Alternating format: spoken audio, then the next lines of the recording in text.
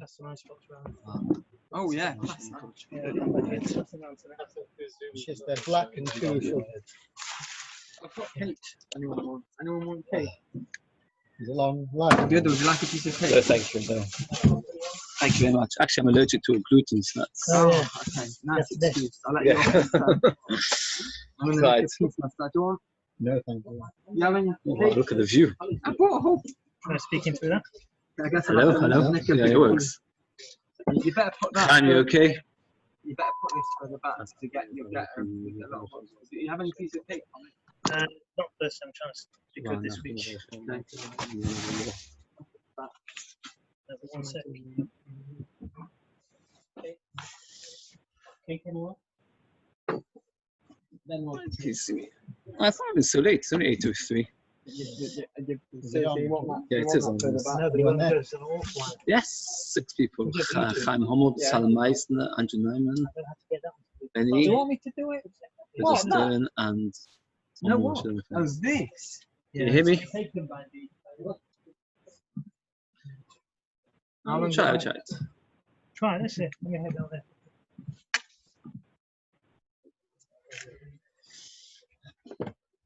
Can you hear me all the way down there? Ben, can you hear me? Can you hear me? We can hear you loud and clear. Oh, that's good. The problem is that we hear the garden's also quite long. Somebody else's garden. Right. Starting Daf Peches Omud Aleph, about 15 lines from the top, describing Matan Torah. First of all, You good then? I think so. Yeah, Chaim, I'm okay. Can you see me? Chaim Hamel, can you? Yeah, he says fine. First, I'd like to thank very much Tolly and his family, and family Miller, for allowing us to use their gardens, and for the setup that they've been doing, all the arrangements and everything.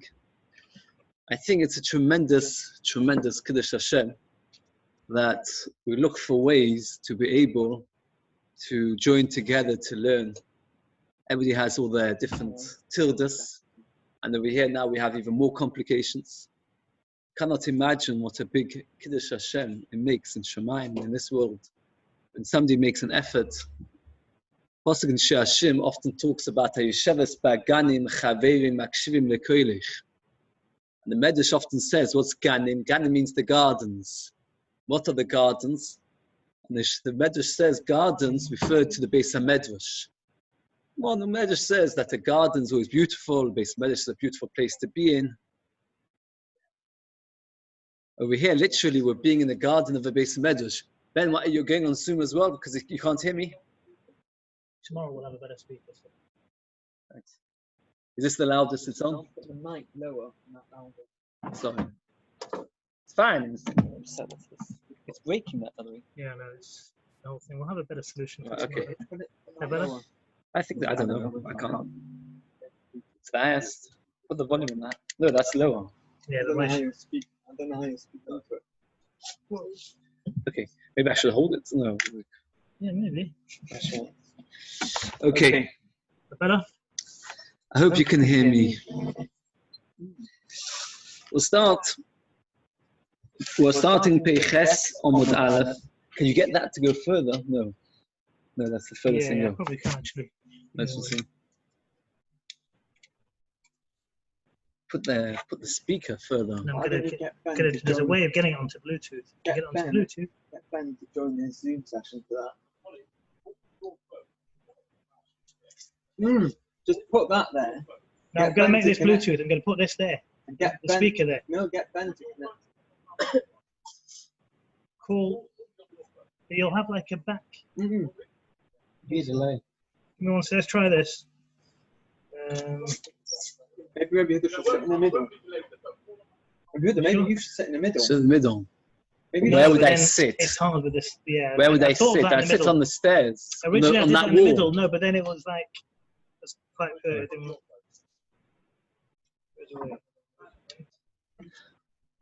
My phone doesn't help. How much gig is this left? Huh? How much gig is it? The Bluetooth device is ready to pair. About 5. Okay. You're just gonna get a lot of back.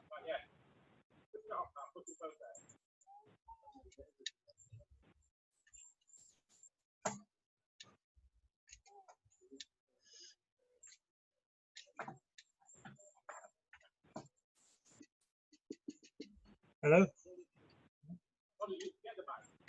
Trying to get on Bluetooth there, I can put the speaker there. If not, we'll do the phone. Just connect the phone to that. Will that help? Zoom. And then we can put that over there. What do you Turn mean the connect phone. a phone? Connect the Bluetooth to the. I connect my phone to the Bluetooth. Alright, then put that there. Put the phone next to Yehuda and the speaker over there. That doesn't work. I have to think about it. Okay, Tomorrow. so do by phone, do by phone. Then. Fine, do it by phone. Okay, David, you okay? Can everyone hear? Okay. Peches Amud Aleph, 50 lines from the top. Vayisatzvu besachtis ha'or. Klal Yisrael stood underneath the mountain. That's the literal translation of the word tachas, is underneath. Omar Avdimi ba'achoma ba'achasa, melamed, this teaches us, Shekof HaKadosh Baruch Hu alem es ha'or kegigis. HaKadosh Baruch Hu put the mountain on top of them like a bowl. V'omar Elohem, he said to them, Im atem mekablim ha'Torah mutav, if you accept the Torah, good. V'im lav, if not, Shom teikvuaschem, that's where your burial spot will be. So Teres asks the kasha, which is asked by many of the Meforshim, what's going on? Why did HaKadosh Baruch Hu need to force them to the Torah? After all, Klal Yisrael had already said Na'aseh v'nishma. If they'd already said Na'aseh v'nishma, why was it necessary to force them to accept the Torah? So Teres says that HaKadosh Baruch Hu was concerned that when Klal Yisrael would see the very big fire and the awesome lightning and the thunder, they would get scared and they would get put off. That's how Teres explains. There's a famous Medrash Tanchuma in Parshas Noach that says as follows, that Klal Yisrael accepted Na'aseh v'nishma Torah shebichsav, meaning that they would keep all 613 mitzvahs, and obviously to know the halachas of the 613 mitzvahs. But what HaKadosh Baruch Hu was teaching them then was that it's not enough to keep the mitzvahs, but they have to learn Torah Sheba'al Peh. And Torah Sheba'al Peh, the Medrash says, requires tremendous effort. Essentially, the mitzvah of Agisa B'Yom V'Loila, that even if a person knows the halachas of whatever he needs to do, there's a mitzvah to actually sit and learn all the time. That was something which Klal Yisrael did not accept when they said Na'aseh v'nishma. And that was something that HaKadosh Baruch Hu had to force them into. There are many, many other Meforshim explaining different pshatim. What was the difference between the kof? Why was it necessary after they said Na'aseh v'nishma to then HaKadosh Baruch Hu to force them to keep the Torah? The Maharal is a famous Maharal who says as follows, that HaKadosh Baruch Hu was not forcing them something new. He was just teaching them the reality of the world. That if Klal Yisrael stop keeping the Torah, automatically Shom teikvuaschem, this will be your burial spot because no longer will you be able to survive. So again, you've got Tesis Pshat that Klal Yisrael might retreat from the fear. The Medrash is Pshat that this is referring to Torah Sheba'al Peh. And you've got Maharal that HaKadosh Baruch Hu was just demonstrating to them that if you do not keep the mitzvah, if you don't refuse the Torah, then you will lose everything. So the Gemara says, Omar of Acha by Yaakov, Mikan Moidor Rabba lo Yiraisa. Because of this, we have a valid excuse why we don't keep the Torah, because we were forced into it. And since we were forced into it, that's why we keep it. And therefore, when you're forced into something, you can't have the same kind of complaint if you don't keep it. Omar Rava, Afa Pikei, nevertheless, Hodu Kiblu b'mei Achashverosh, they promised to keep it in days of Achashverosh, Tichsev, Kimu v'kiblu haYehudim. Kimu ma shekiblu kvar. They promised to keep that which they accepted on previous occasion. Kimu v'kiblu, they promised to keep that which they accepted at the previous occasion, and therefore at the story of Achashverosh, therefore from then on, it was no longer forced, it was accepted that they have to do it. And why did they accept to do it? By the story of Achashverosh. So Rashi says, "B'mei Achashverosh, mi'avas hanes shenas Elohem," because they felt a tremendous love that Hashem looked after them in the story of Achashverosh. That is why they promised to keep the Torah. The Vilna Gaon, in his Hakdama to his Pirush on Megillas Esther, asks a very, very powerful question. And what in the world is going on over here? Here the Gemara tells us that when it came to Matan Torah, Klal Yisrael were forced into it. And in the days of Achashverosh, then they accepted it me'ahavas hanes. How many nisim happened by Yetzias Mitzrayim? Kriyas Yamsuf, Esamakas, the Mon, the Be'er. There were many, many times, millions of times more nisim by Yetzias Mitzrayim, if you include all the nisim that they had from Yetzias Mitzrayim till Matan Torah, than the nest that happened in the days of Achashverosh. So how can it be that in the days of Achashverosh they accepted something which they never accepted in the past?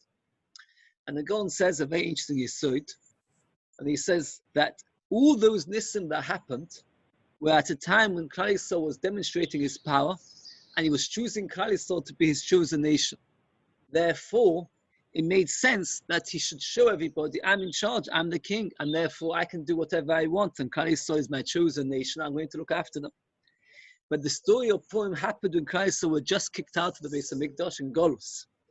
And essentially brings a story there that a father once had a son, the king had a son, he looked after with everything that he had, and then one day the son was very naughty and he sent him away because he deserved it. But he was scared that the son would get harmed, so he put soldiers around to watch over him, and whenever a lion or an animal or armed robber would come, the soldier would take care of it to save.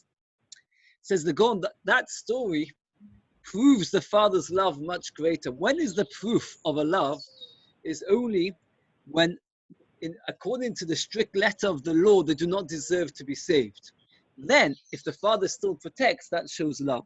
He says the story says Samson Klal Yisrael, HaKadosh Baruch Hu was giving them a chance to be the Amma Nivchar, they were accepting the Torah, so for the HaKadosh Baruch Hu, they did the Nisim.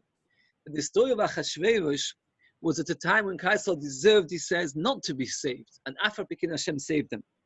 And he says, Me'ahavas hanes. Rashi doesn't say because there was Nisim. Me'ahavas hanes.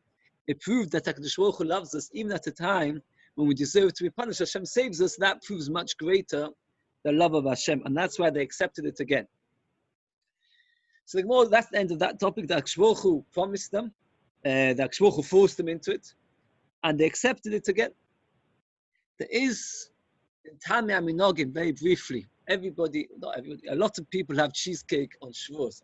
Nowadays, the cheesecake has become almost, people believe that it's written in the Shulchan Aruch and things. Oh, it is written to have cheese, but you go into the shops, the whole Shavuos comes cheesecake. It is a very interesting idea. A mountain and a cheesecake bear some similarity. And the mountain which HaKadosh Baruch Hu put on top of Klal Yisrael to put literally on top of them as a big rock, that if they don't behave themselves, they'll be buried. When Klal Yisrael eventually came to learn Torah, they saw how sweet and tasty it is. To remind us of how the mountain, which looked so forbidding, changed into something so nutritious and so sweet. We eat a cheesecake in the shape of a mountain, that the mountain itself became a mountain of cheese and honey, not a forbidding. The mountain which Hashem put on top of us became a sweet mountain. Okay. Omar Chizkiah. What does the pasuk mean when it says Mishamayim Mishmat or Din? From Shamayim you announced Din. Din is referring to Torah, justice. Eretz, the land, Yorah was scared, the Shokta, and then calmed down. In Yorah, if the land was scared, Lama Shokta, why did it calm down? In Shokta, if it calmed down, Lama Yorah, why was it originally scared? Ela B'tchila Yorah, in the beginning, the whole world trembled. Ulusiv Shokta, and eventually the world calmed down. But Lama Yorah, why was it scared? In all the other days it says Yom Rishon, Yom Sheni, Yom Shlishi. It never says with the extra letter Hey, Yom Hashishi. Whenever the Torah uses the word Hashishi, it's always referring to the sixth day, right? Ha'oretz is the land. The extra letter Hey means the. The in English means something which is already known. And referring to a well-known item. So Yom HaShishi, the sixth day. Which sixth day? Hey Yisrael Lamali, Malamesh Hisa Kodesh Baruch Hu Ma'aseh V'Reishis Omalehem. Im Yisrael Mekabel Ma'Torah, if Yisrael accept the Torah to Miskaimim, you'll survive. If not, and I'll turn you back to emptiness. So what happened was, when the HaKadosh Baruch Hu gave the Torah on the sixth day of Sivan, so the world was waiting to see if Yisrael would accept it. And therefore they were trembling, and only calmed down once Klal Yisrael accepted the Torah. That's why the pasuk says, Eretz Yorah, the Shokta, the land was scared, and then calmed down. And that's what says Yom HaShishi, that the whole Bria was waiting for the 6th day of Sivan, which is a problem because not everybody holds it was the 6th day of Sivan. In fact, Shittas of Yosi was that it was the 7th day of Sivan. Now we mentioned yesterday in the Mogadamon that the Hachana for Torah was what Akshmochu was, what showed Klal Yisrael that they were preparing themselves for Torah, and that was important. That was enough to establish the world deserves to carry on. Do'ashav Simoy. Bishor Sheiktimu Yisrael Nasa Nishma, when Klal Yisrael said Nasa before Nishma, Bo Shishim Rubo Yishmal Chiashor Eskolechad Vechad MiYisrael. 600,000, 10,000 of Malachim, 600,000 Malachim came, and Koshu Lo Yishnei Ksoim, and they tied 2 crowns, Echad Kneged Nasa, Vechad Kneged Nishma. Bekiven Shechotu Yisrael Yodu Mer Ve'esim Riboy Malachi Chabolo Pilkum 10,000, meaning 1.2 million Malachim of destruction came and took it off. Shenema Ve'es Nasim Yisrael Hedyom Mehachoyv. The Tosfos points out that to put the crowns on was 600,000. To take the crowns off is 1.2 million, because a malach is able to adorn a yid with 2 crowns. But to take off a crown, we always say midah tova merubah. The power to do good in Hashem is always much greater than punishment. Therefore, midah tova merubah established that they should be rewarded. Each malach can give 2 crowns, but for malach to take off, they could only take off 1 crown. The malachim that cause harm are weaker than the malachim that can reward. Therefore, they could only carry 1 crown at a time, but the malachim that rewarded gave 2 crowns. Omar Chomo Baruch B'Chanina, B'Chayav Tanu, on the Chayav they got the crowns, B'Chayav Polku. B'Chayav they lost it. B'Chayav Tanu, the Omar, like we just said. B'Chayav Polku, the Chsiva Eslatz B'nei Yisrael. Rashi explains that he's explaining the pasuk. If you look in the pasuk inside, in a very interesting way. The pasuk says like this: "By Snatznu b'nei Yisrael Edom, they took off their crowns mehachoyvav." The words mehachoyvav, he explains, mean 2 different things.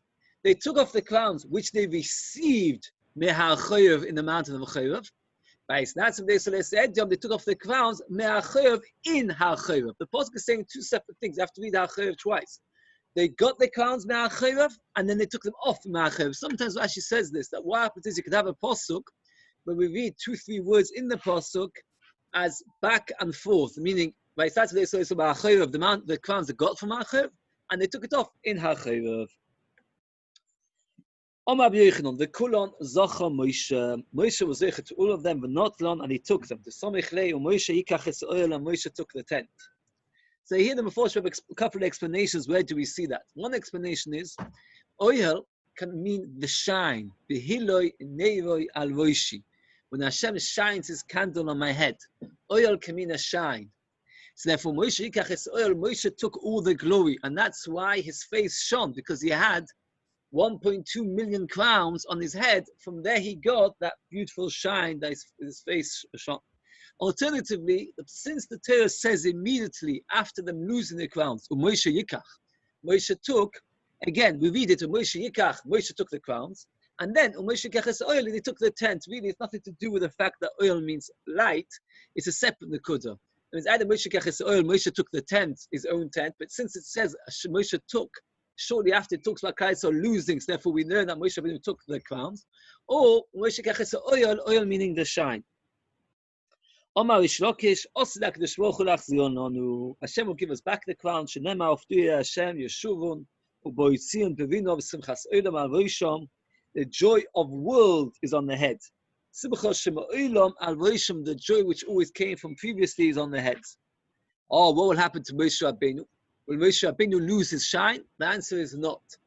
Moshe explained like this: just like a fire, that when you transfer a fire from one place to another, it does not lose at all its original flame, its original beauty, its original power. So too, Mashiach will come, so to speak. Hashemach will take the crowns from Moshe and will make us shine. But it won't be any loss to Moshe Rabbeinu's brightness and light. Omar Bulozo, the Shoshik Dimu Yisrael Nasser, and Nishma Klal Yisrael said Nasser before Nishma Yatzosa Baskol v'Omar. Baskol came out and said, V'Omolehen. Who told my children this secret? The Malachim use it. The Malachim should bless Hashem. They do His words, and then they listen. Bereisha, I say first they do, v'hoda lishma, then they listen. But the Pasuk Moshe Hashem compares Klal Yisrael to an apple tree. Just like this fruit apple tree. The fruit grow before the leaves. Klal Yisrael said nas before nishma. The Tesis points out that we see that apple trees, the leaves grow first. And Tesis says the word tapuach can sometimes mean an esrog. And this is something I've once been to North Kedumim, I mentioned this before. In North Kedumim, if you ever go, an esrog tree, the esrogim can grow for years on the same tree. And what happens is the leaves come off and the leaves come on and this fruit is still growing. So there's many times when you have a fruit when you don't have the leaves. So therefore the fruit comes before the leaves. There's an important point over here. Rabbi Yosef Yuzul Horowitz, the Alter of Nevada, speaks about it in his Sefer Madrigas Ha'otam. It's a whole long shukol Torah. He says like this: people make a mistake when Klal Yisrael said Nasa before Nishma, is that they assumed that Pshat is like this. Let's say I say to you, you do me a favor, and I'm somebody that you trust is a lot. So therefore, you might say to me, yes, sure. I say, how do you know I'm going to ask you? I might ask you something which is impossible or something unpleasant. The answer is that since you know I'm not that kind of person, so therefore you know I'm not going to ask you something too difficult. And some people understand that's what Christ did with HaKadosh Baruch Hu. They knew that HaKadosh Baruch Hu wouldn't ask for something too difficult. And therefore they said Na'asa, and afterwards we will hear what it is. He says that limits the greatness of Klal Yisrael. He says, in fact, what Klal Yisrael was saying much more than that. Klal Yisrael were not just saying that you're not going to ask of us things which are difficult or unpleasant, but rather, whatever you ask of us, even if we cannot do it, we will be able to do it. The reason being that once you ask us to do it, you will make sure that it works out and that we will have the ability to do it. And he says that is the idea that Malachim, he says, are not powers that exist. Stam. Rather, what happens is Hashem makes a command. The command creates a malach, which then produces the power to be able to do it. When HaKadosh Baruch Hu tells us to do something, we decide to do it, automatically the power then comes into place that we should be able to do it. And he says that's the apple tree, meaning that the leaves protect the fruit. The normal fruit trees, what they do is they create the leaves, and then afterwards they have the fruit. The apple tree creates the fruit, even though it's got nothing to protect it, knowing that at a later stage it will have. And therefore he says, a person in life has to learn never to ask himself, can I do it? But only to ask himself, does Hashem want me to do it?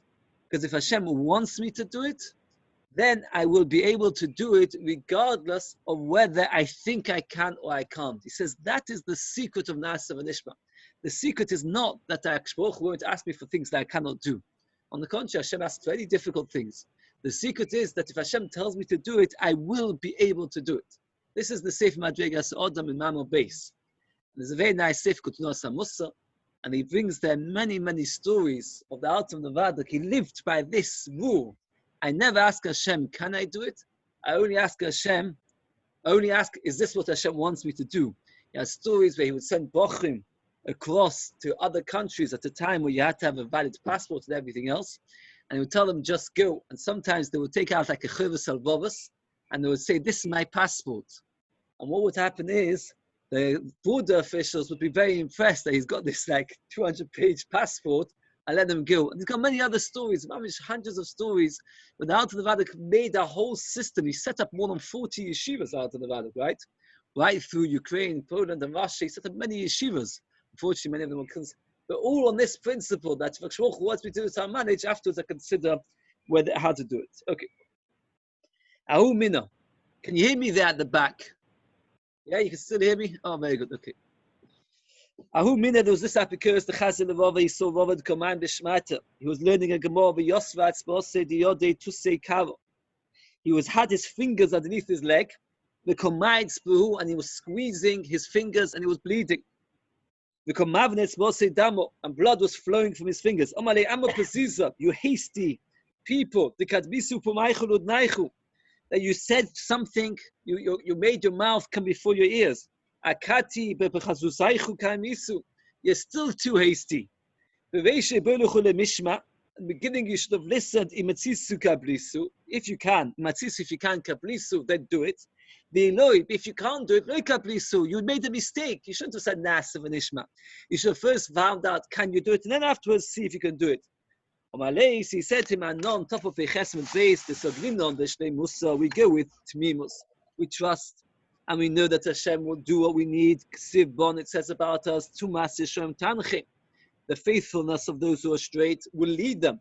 That go in crooked ways, the crookedness of those who betray Hashem, Yoshdeim will throw them away and they'll be thrown away from Hashem. So you see that he said, we don't need to ask if we can do it, even if we can't. And Rava was so busy learning that while he was sitting on his finger, his mind was so engrossed in the learning, that what happened was he was bleeding and he never noticed. I just have to say, I was recently looking at a sefer called Shimusha Shultera, written by a Talmud of Shach. He writes the story, he says, I find it hard to listen to the story he says, if you're going to find it hard to believe. Shach had a tiny dira. When he was already in his 80s, somebody felt bad for him that he never had a comfortable, he never had any armchairs. So somebody bought him an armchair to sit in. 2 years after the armchair had moved into the flat, Shach turned around to one of his talmidim and said, hey, look at this armchair. Who brought it in today? 2 years, he was in his own flat. He was already not married anymore. His wife had been nifta. It took him 2 years to notice in a tiny flat, 2-room flat, that somebody had put an armchair there to make it more comfortable for him. That's what engrossed. That's what it means to be so fatigued. Like Robert didn't notice when he was bleeding. The Shach didn't notice these things as well. Okay. The pasuk says that HaKadosh Baruch Hu praising Klal Yisrael. He says to Klal Yisrael, "You have captured my heart." Imagine such a beautiful expression. Hashem is an amazing sefer. HaKadosh Baruch Hu says to Klal Yisrael, imagine man says to his wife, "You've captured my heart. You've caught me. I'm caught up in you." The pasuk says, "You have caught me with one of your eyes." The simple pshat is that a person can say to his wife, "Even one small aspect of you makes me so excited that I get caught up in you." That's the pasuk pshat. That with one of your eyes, one part of you makes me so besotted by you or something. The more darshans b'tchilo ba'achas meinayich. What's mean one eye? When Klal Yisrael promised to do the mitzvahs, then HaKadosh Baruch Hu was like one eye because they'd not done anything. They just promised to do it. Once Klal Yisrael actually kept it, then HaKadosh Baruch Hu says, now I'm attracted to both your eyes. And the first eye is referring to the promise to keep, and the second eye to do. Omar Ulo. What happened was Klal Yisrael at Har Sinai were compared to B'yom Chasunosa, the day of HaKadosh Baruch Hu's marriage. And at Har Sinai, Aluva Kalo, shameful, is a Kalo, Mizana b'soy chuppah, that's Mizana at the chuppah. Imagine a Kalo is Mizana under the chuppah. That would be the worst kind of thing a person can possibly do.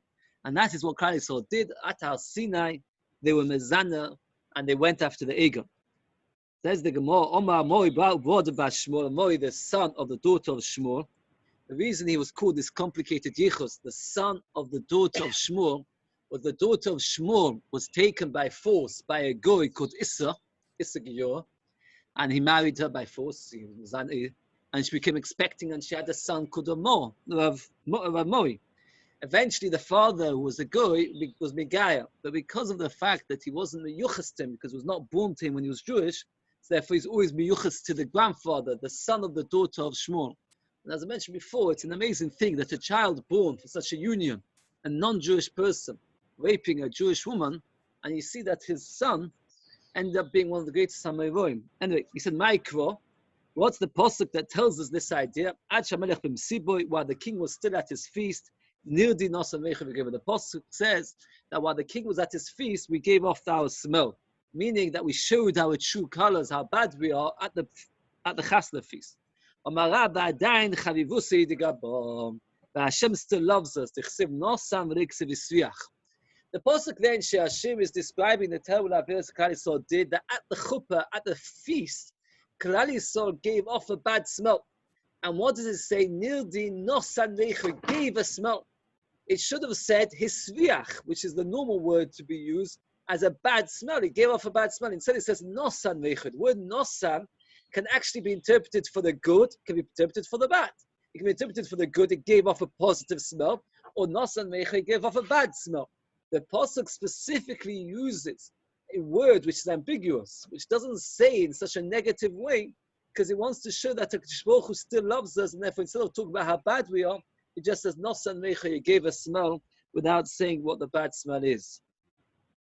Tosis points out that the Torah never likes to use negative words. Sviach is almost never used in the Torah. Tosis says they could have used another word.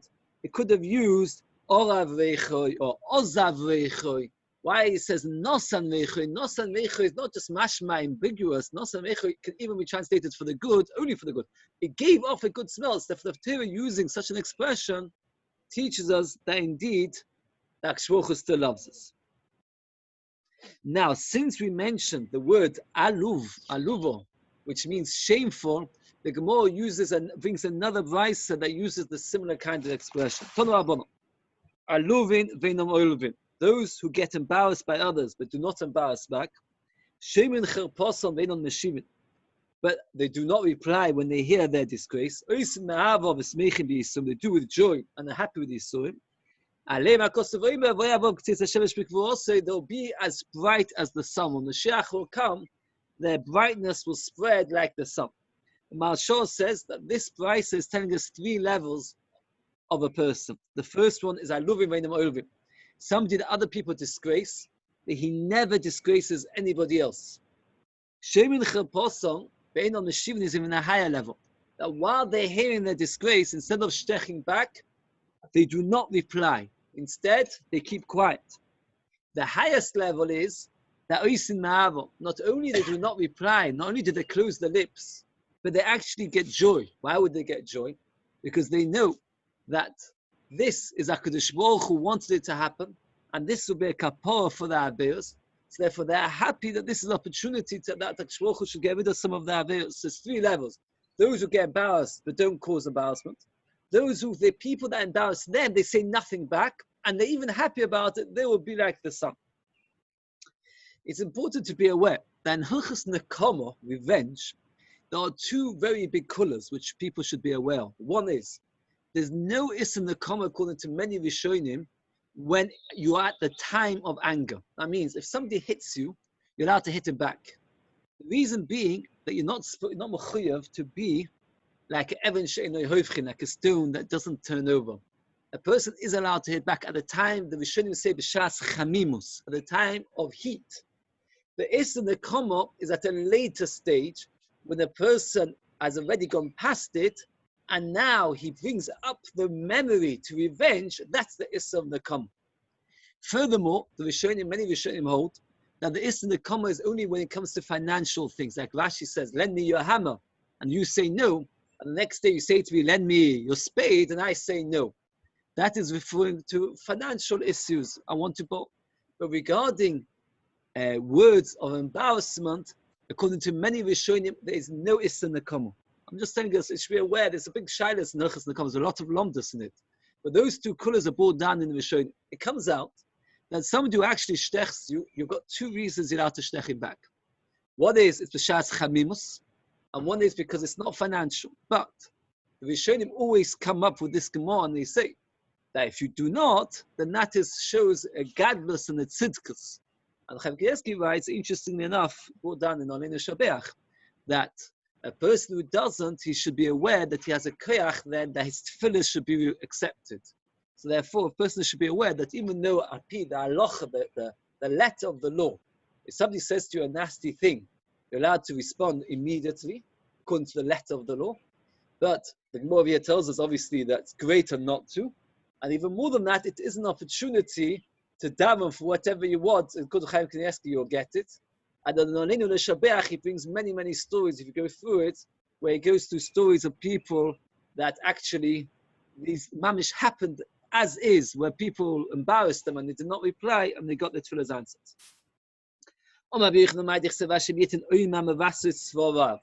Hashem will say a statement which announce great things. The problem with this pasuk is that Omer is Lashon Yochid, it's in the singular. The vas voice is in the plural. Normally, it doesn't work. If I say a word and it's mevas voice, Omer is a statement, singular.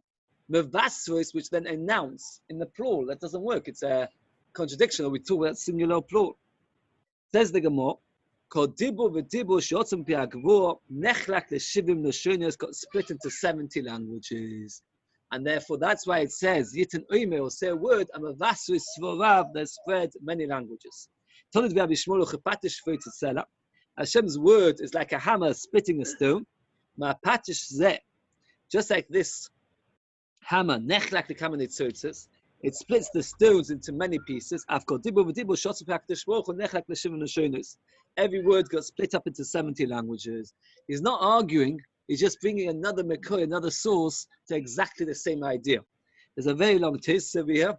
That tesis discusses what splits what. Does the hammer smash the stone into many pieces? Or does the stone smash the hammer into many pieces? Now, the poshet in science, normally hammer smashes stones. And in this, the problem with this over here is that the mashal is the words of HaKadosh Baruch Hu is compared to the hammer. Now, the hammer doesn't split. The tesis tells us that, in fact, over here we're talking about sapphire stone. And what happened was the sapphire stone will break if you take a hammer that brings a medrash. If you take a hammer and try to whack and hit a sapphire stone, the hammer will break. And he brings a Gemara in Kedushin that says that if the Yitzhar is as powerful as a stone, take him to the base of medrash, because it is sorry. If the Yitzhar is like a metal, take it to the base of medrash, because what will happen is Torah is like stone and it will smash the hammer. That means there is such a thing as a stone which is so powerful that actually smashes the hammer into pieces. Listen, because I'll speak. Negidim means important things. Man negid, just like a minister, can make people die and live. After the Torah, it can make people die and live. Torah has the power to bring people to life and to death. Those who learn Torah properly for the right reasons, it's a medicine of life. Those who learn it for the wrong reason, can cause death. Like princes, like a king, royalty. Every word they tie to it 2 crowns.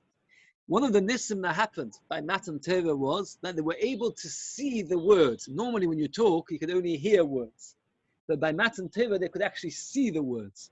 What happened was, as they could see the words coming, however you can see words, I'm not exactly sure, they saw crowns adorning the words. So that's why it says, Shimu k'negidim adabe, I speak royalty. The words of Hashem were actual royalty, that you could actually see crowns of the words of Hashem. What's supposed to mean when it says Soya Moy Doidi Ben Shodayoli? Omro Knesses is solid for Nakadosh Baruch Hu. We bring the Shloila. Afa Pi Shemitza Umeimali Doidi. Even though Hakadosh Baruch Hu causes me pain in Golus, Ben Shodayolin, I want to be with Hashem. I want to be close to Hashem. Christ show a tremendous power that even when they are suffering, even in Golus, they're ready to be as close and as intimate as possible to HaKadosh Baruch Hu. Eshkul HaKrifa Doidili B'chamei Engedi. There's the Gemara carries on explaining it. Misha HaKol Shaloi. Eshkul is Darshan Ish HaKol Shaloi, the one who has everything. Mechapeli will forgive me Alavoin Gedi, on the Aveira of the goat, which is the Egel. Both the Egel and the goat are kosher animals. Shekoramtili, which I added to myself. How do you know the word koramti means to gather? In the olden days, after you had your clothes washed, the washer person, the laundrette, what they used to do is they would get a long table, and the table would have a lot of holes, and they would throw all the clothes on the table. Underneath the table, they would light a fire and put nice smelling perfumes inside the fire. And because of the holes, the smoke would go onto the clothes. And that way, the clothes would smell nice. You not only got washed clothes, you also got nice smelling clothes. So therefore, the Gemara says like this, that the word, and that's called a chair, shekurmim olav, which you gather on it. I just say an interesting idea from Chaim Kanievsky in Tamar de Kvo. Very interesting idea. Now, two questions on this Gemara he asks. the end of the day, Rashi already asked the question. We're talking about over here the fact that the Baruch Hu forgave us for the Avera of the Egel, which was a very big Chiddush that he forgave us. The question is, why talk about a Gedi? Why about a goat? Why not talk about an Egel, a calf, which after all was what the Avera was. It wasn't a goat, it was a calf.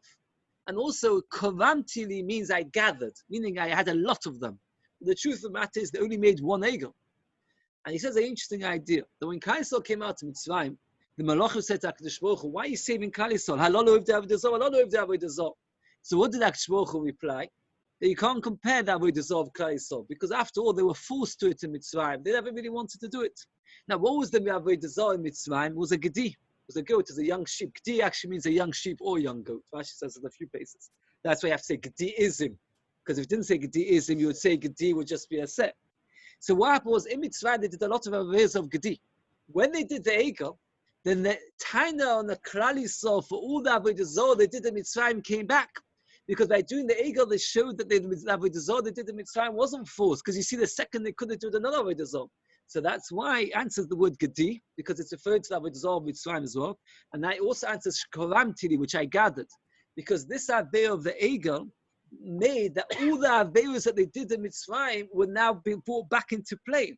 So therefore, it was a whole gathering of Averas, and Afar Pekin HaKadosh forgave them all. Okay. It says more, Hashem's cheeks are like vegetable plots of perfumes. The whole world became full of perfume. If after the first world, the whole world was full of perfume, what happened to the second one? He took a wind.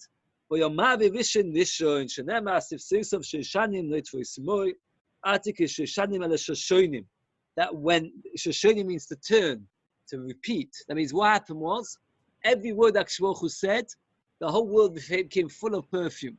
And then what happened was, when Baruch Hu wanted to say the next word, he took a wind, he blew all the perfume, Rashi says, into Gan Eden, and then he brought out another set of perfume.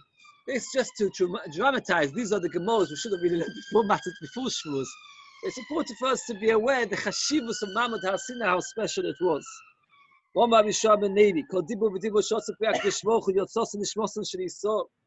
That what happened was, every single time he spoke, then what happened was, HaKadosh Baruch Hu's life, the Kaisar died.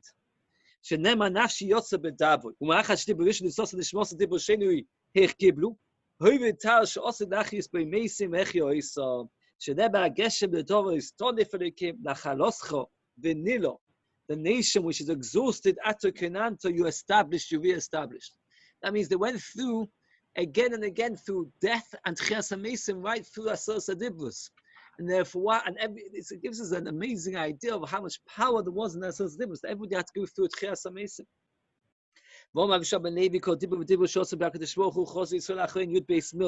They fell back 12 mil. 12 mil, Rashi says, is the distance of the entire camp. That means if you take the distance from the beginning of the camp to the end of the camp, 12 mil is approximately 24 kilometers. That their fear made them fall 24 kilometers away. The Malachim helped them walk along. Rashi explained, Medadin is the same expression we're going to have later in the Mishnah. If a child can't walk properly, he's like just walking, and he's outside the tchum, and mother needs to bring him back. Medadin oisoi. You leapfrog him. That's a good word for it in English, but Medadin is not leapfrog. Baby leapfrog. Got a better word in English? What? Totter. No, help each other, Totter. Still help. Help. Okay, I don't know. That's better.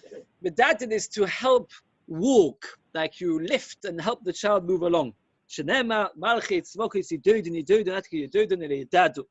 what happened was they were made Klal Yisrael move forward. So we see three things that happened by every word of Hashem. The whole world became full of perfume. Klal Yisrael were all nifta and had to go through Chias HaMeisim. And the whole of Klal Yisrael fell back the entire distance of Machane Yisrael. That happened by every word of HaKadosh Baruch Hu. When Moshe Rabbeinu went up to Shemayim, what's a person born from a woman doing amongst us? Now what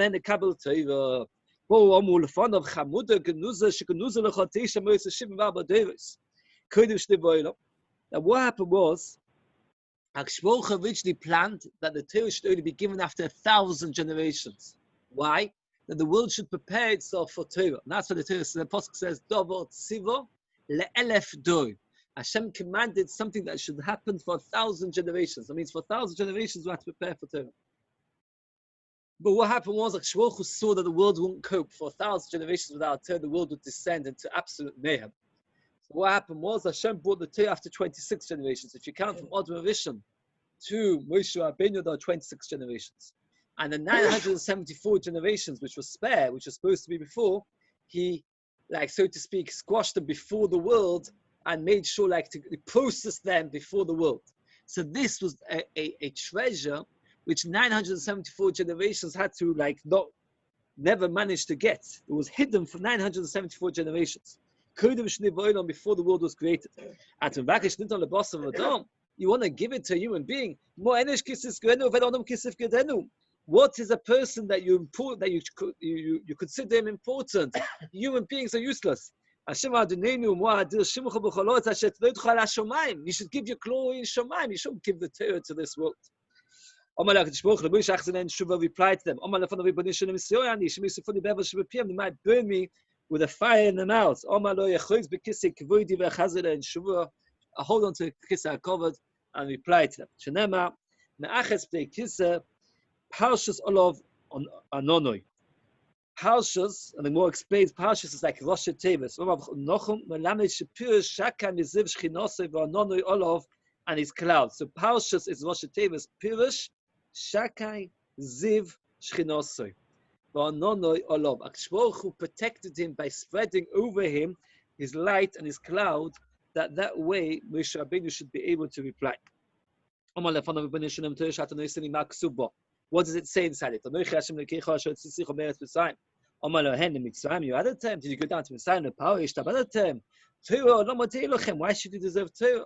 You never went down to Mitzrayim. Shum Maksiv was to say Ben Amimatim Shurim Shavdim Avodah Zarah top of Peites Amud. Do you live amongst the nations that serve Avodah Zarah? That therefore the Torah needs to teach you not to serve Avodah Zarah. Shum Maksiv was does it say about it? Zocher Siva Shabbos Ekadshei. Remember Shabbos. Do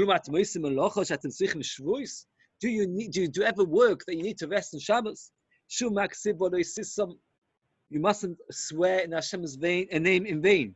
Do you do business that you have to promise and things like that? You don't have businesses. Say, honor your parents.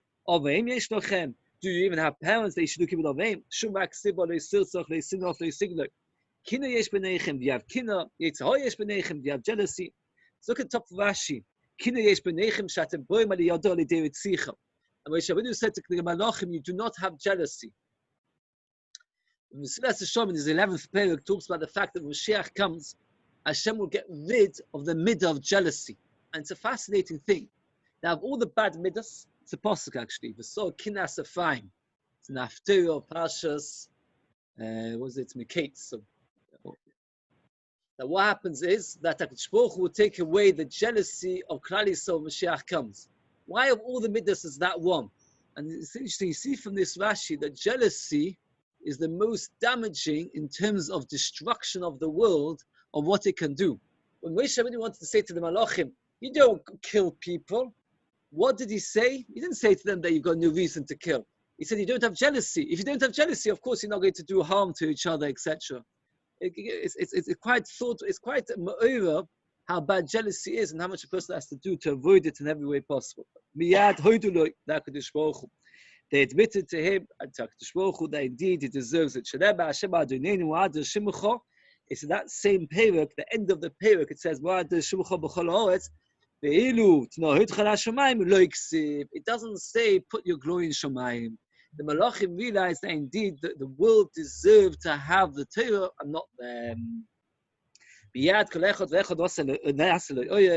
Every person, every Malach became a fed of Moshe, and gave him over something, a secret, an idea, or a gift.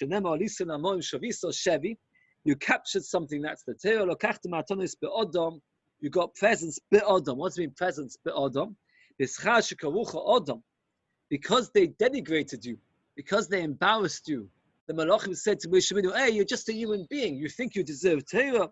in the reward of the fact that they put you down and they called you Adam, lokachta matanos, you got presents. Af Malach HaMolos Mosalei Dovo, even Malach HaMolech gave him something. Malach HaMolos gave him something. Shenemar v'yitin esakter sechap alom.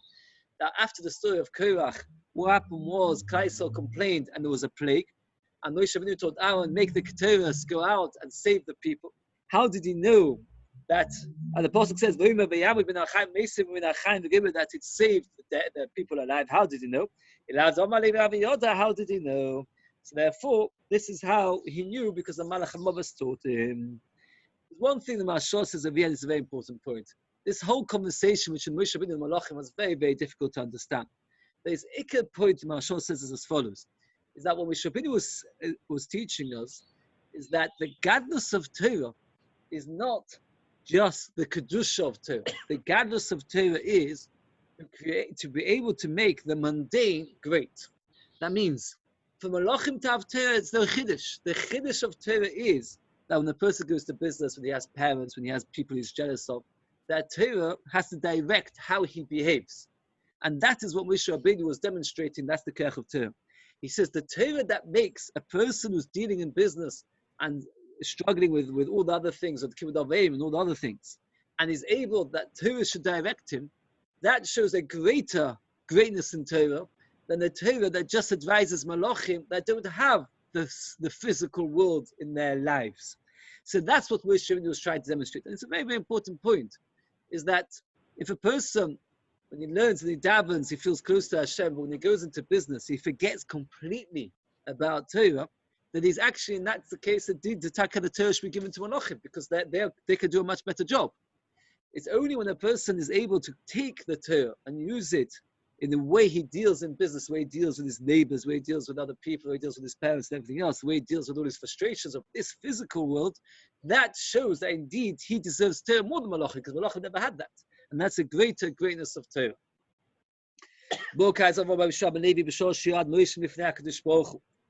When Moshe Rabbeinu left HaKadosh Baruch Hu, Satan came to Hashem. Where is the Torah? Tesa asked the Kasha, did the Satan not know where the Torah is? And Tesa says, indeed, that B'shas Matan Torah, HaKadosh Baruch Hu sent the Satan away, because he did not want the Satan to get in the way. So B'shas Matan Torah, the Satan indeed wasn't there. So the Satan goes to B'nai and says, where is it? Omar lo nesatir la'aretz. Holach etzel la'aretz, he went to the land, Omar lo Torah echen hi, Omar lo. Elikim hevin docha, Hashem knows it, not me. Holach etzel he went to the sea, Omar lo any modi, the sea said it's not by me. Holach etzel tahoim, he went to the depths, Omar lo ein bi, it's not by me. Shenema, tahoim Omar lo bihi, v'yom Omar any modi. We heard about it, we don't know where it is, meaning that the Satan was looking for it, and he went to everywhere, nobody knew where it was. I looked everywhere, I can't find it. Where is it? Do you think I deserve the Torah? Of course not. Are you a liar because you deny you got the Torah? You've got a hidden treasure that you rejoice with it every single day. And he asked, should I hold it to myself? Since you made yourself small and humble, and what happened was, Hashem, because he saw that Moshe Rabbeinu did not say, yes, of course, I've got the Torah, but rather he showed his humility by saying, I'm not worthy of it, so therefore, indeed, HaKadosh Baruch Hu always calls it the Torah of Moshe. The Ben Yehuda says over here, you see, that when a person gets a gift from HaKadosh Baruch Hu, and he becomes arrogant about it, let's say he's a good singer, he's got a lot of money, he's got a lot of strength, he becomes arrogant about it, then what happens is HaKadosh Baruch Hu then takes it away from him. But if that gift makes him more humble, and he says, I'm not deserving of it, then HaKadosh Baruch Hu says, wow, that gift is really yours. And therefore Moshe Rabbeinu, because he didn't show arrogance, but rather he showed humility, he says, I don't really deserve the Torah. Hashem said, oh, you think you don't deserve it? That gift will remain yours. It's a very important message. We get many gifts from HaKadosh Baruch Hu. We have to remember the gift should make us more humble, not more baligaiva. Okay, we'll stop here. Grace, thank you very much, everybody. I'm sorry for the We'll have to get some sort of microphone. Otherwise, I'm going to lose my voice in a day or two. I was thinking that, but nicer. That's a separate garden. Okay, actually, I'm turning it off. Okay, thank you very much. Mr. Shem will try and set up. I'm very good. Atzlacha with everybody. Right.